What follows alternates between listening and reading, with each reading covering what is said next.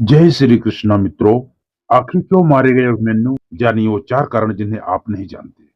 सभी जानते हैं कि अभिमन्यु चक्रव्यूह में फंसकर इसलिए मारे गए थे क्योंकि उन्हें चक्रव्यूह को भेदना नहीं आता था। लेकिन इसके अलावा चार कारण ऐसे थे जिसके चलते अभिमन्यु मारे गए। नमस्कार दोस्तों, हमारे मोटिवेशन लाइफ चैनल में आप सभी का बहुत बहुत स्वागत है। दोस्तों, आपको हम ऐसे चार कारण बताएंगे जिसके कारण अभिमन्यु मारे गए थे चक्रव्यूह में। तो वीडियो को आप लोग अंत तक जरूर देखें।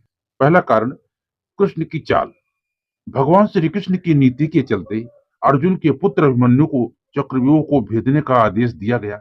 यह जानते हुए भी कि अभिमन्यु चक्रव्यूह भेदना तो जानते हैं, लेकिन उससे बाहर निकलना नहीं जानते। अभिमन्यु के चक्रव्यूह में जाने के बाद उन्हें चारों ओर से घेर लिया गया।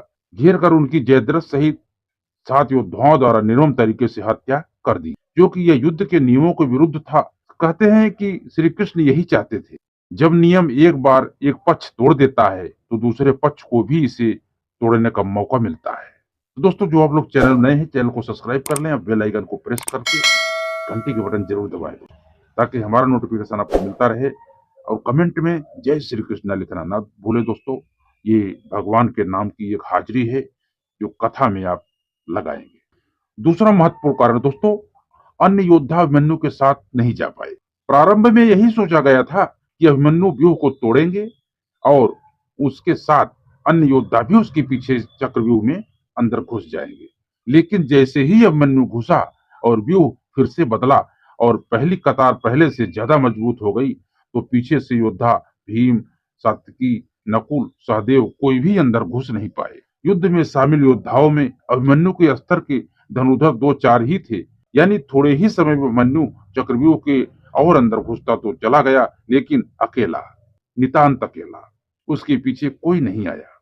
इसका कारण भी था दोस्तों कि उस दिन उसको वरदान प्राप्त था शिव जी का कि एक दिन अर्जुन को छोड़ बाकी सभी योद्धाओं पर भारी पड़ोगे। जयद्रथ को शिव जी ने वो वरदान दिया था और वो दिन वरदान का समय ही समझ लो कि फलित हो गया उसका, जिसके कारण और कोई योद्धा अंदर नहीं प्रवेश पाया।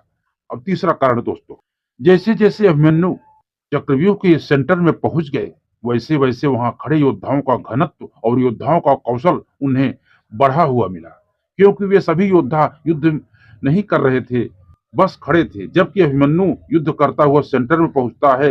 वे जहां युद्ध और व्यूह रचना तोड़ने के कारण मानसिक और शारीरिक रूप से थके हुए थे, वहीं कौरव पक्ष के योद्धा तरोताजा थे। ऐसे में अभिमन्यु के पास चक्रव्यूह से निकलने का ज्ञान होता तो वे बच जाते, या उनके पीछे अन्य योद्धा भी उनका साथ देने के लिए आते तो भी वे बच जाते। लेकिन थकान के कारण वे अधिक जोश और होश से लड़ नहीं पाए। अब चौथा कारण दोस्तों महत्वपूर्ण है, आप लोग कहीं मत जाइएगा, अंत तक वीडियो को जरूर देखें। अर्जुन पुत्र अभिमन्यु चक्रव्यूह भेदने के लिए उसमें घुस गया। चक्रव्यूह में प्रवेश करने के बाद अभिमन्यु ने कुशलता पूर्वक चक्रव्यूह के 6 चरण भेद दिए। इस दौरान अभिमन्यु द्वारा दुर्योधन के पुत्र लक्ष्मण का वध किया गया। अपने पुत्र को मृत देख दुर्योधन के क्रोध की कोई सीमा न रही। तब कौरवों ने युद्ध के सारे नियम ताक में रख दिए। 6 चरण पार करने के बाद अभिमन्यु जैसे ही 7वें और आखिरी चरण पर पहुंचते हैं तो उसे दुर्योधन, जयद्रथ आदि 9 महारथियों ने घेर लिया। अभिमन्यु फिर भी साहस पूर्वक उनसे लड़ते रहे। सभी ने मिलकर अभिमन्यु के रथ के घोड़ों को मार दिया। फिर भी अपनी रक्षा करने के लिए अभिमन्यु ने अपने रथ के पहियों को अपने ऊपर रक्षा कवच बनाते हुए रख लिया और दाएं हाथ से तलवारबाजी करता रहा।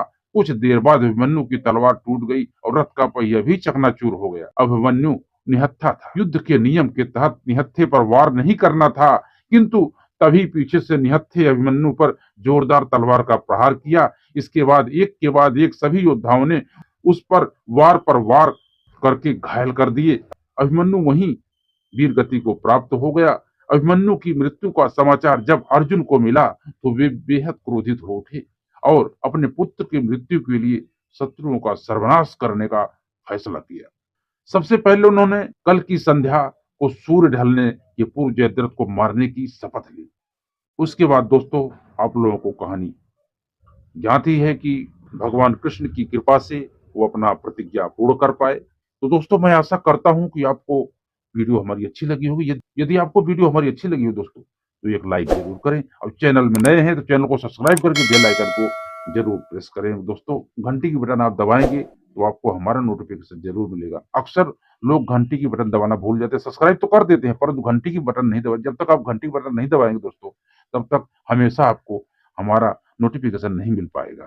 तो दोस्तों मिलते हैं अगली वीडियो में, तब तक आप खुश रहे, मस्त रहे, आनंद में रहें। जय श्री कृष्ण मित्रों।